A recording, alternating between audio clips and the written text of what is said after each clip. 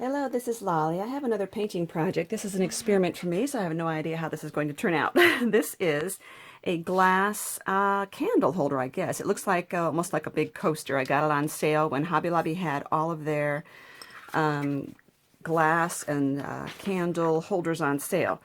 So what I did to prep it was to clean the bottom off with alcohol, let it dry, then I sprayed it with one coat of a matte fixative, and what that does is helps acrylic paints to stick to it instead of bubbling up and smearing. I gathered some paints here, and what I want is a brand new pencil eraser that's nice and flat on the bottom.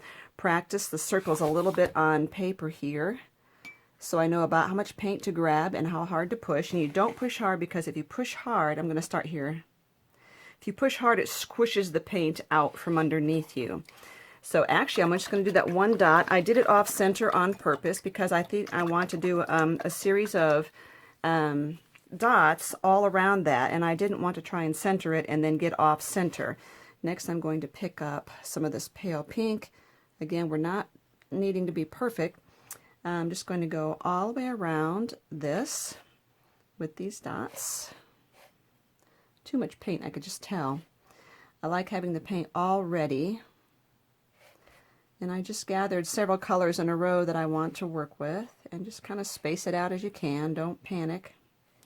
Okay, so now I'm going to go to the next color. Now you'll notice that the further I go in, the more I'm going to have to reach into my artwork in order to go over there, and I don't want to smear. So I think what I'm going to do is keep turning this as I go instead of, instead of reaching across my work. Okay, if that makes sense. I don't want to stick my arm over there, so I'm going to go all the way around here. And that one, I didn't quite like it, so I think I'm going to go over that one again. So this is called reverse painting on glass. So basically what it means is you're going to do the layers that are on top of a painting and then work your way down to the bottom. I'm going to go all the way around this with these dots, and then when I'm done, I'm going to, and that's all dry, I'm going to coat that all with a nice coat of black. On the bottom of this, you will just see the black, but on the, when you turn this over, you will see the dots, and then the black will be under that. Oh, I didn't like that one either.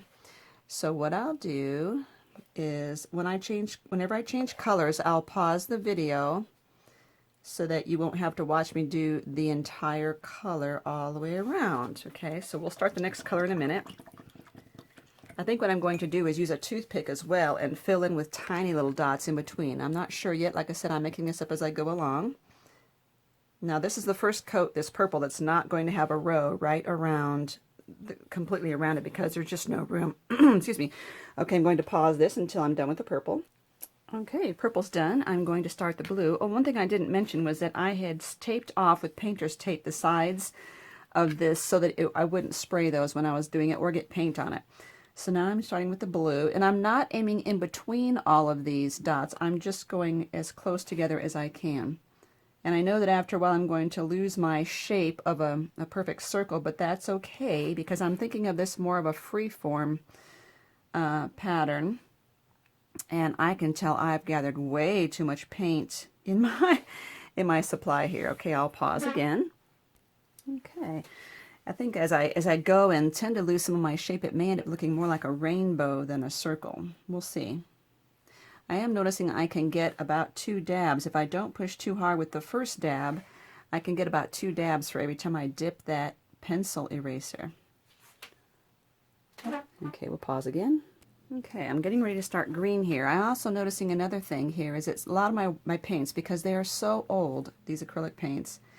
A lot of them are thick, some of them are runny, so the different consistency is going to change how hard you have to push on this pencil, and basically I'm just tapping. The eraser itself is not touching the glass, it's just the paint making the connection there. And pause again. Now I have gone ahead and done the green, the yellow, and the orange here, and I'm at this point now I have to decide whether I'm going to go on to red, keep it like a true, oops, I missed a spot here, keep it like a true rainbow, which I'm not really going for the rainbow. I think I'm going to go back to maybe purple and then pink and then go backwards that way.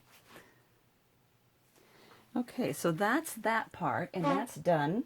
And I'm thinking as I look at this, let me put some white in here so you can get a good idea of what that looks like, that I am going to go back and put some little dots in there. I'm still debating on that. Some little tiny, tiny dots of color in between all these. I have to debate on that one with myself. You know how you kind of develop a project as you go.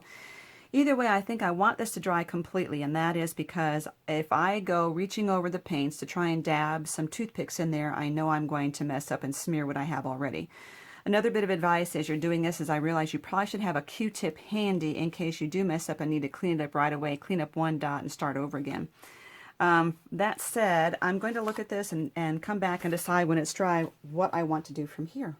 Okay, this is dried, and I did help it with my blow dryer. So one of the things I can do now before putting that base coat on the back is to just look over with a piece of black cardstock behind it and see if that's the look I want. Do I want to do white? I could do either. Of course, if I did white, I would lose that white dot in the center there as it would blend in with the background, but I do like the look of the black.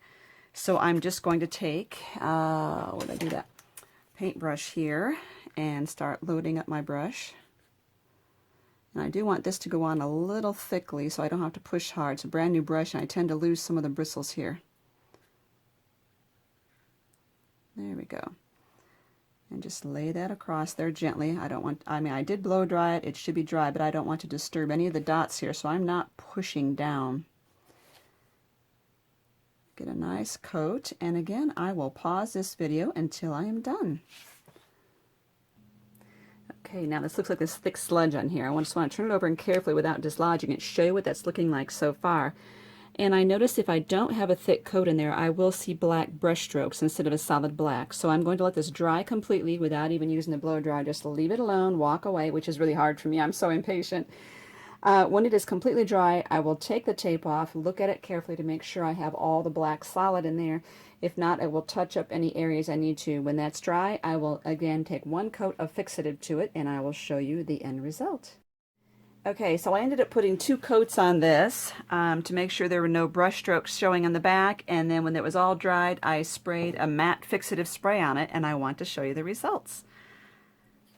So there you go. Isn't that cute? Now I did notice one little area right here where you see that this pink circle is not complete. It was a complete circle, but I think that maybe it wasn't completely dry, or when I was putting on the black paint, I might not have been as gentle and careful, and it seemed to have loosened up the pink as it was putting the black on. Still, great project. Love it. And you can see, you know, whatever color background you use on it would have a different effect. White would be cute too, but I really, really like this one.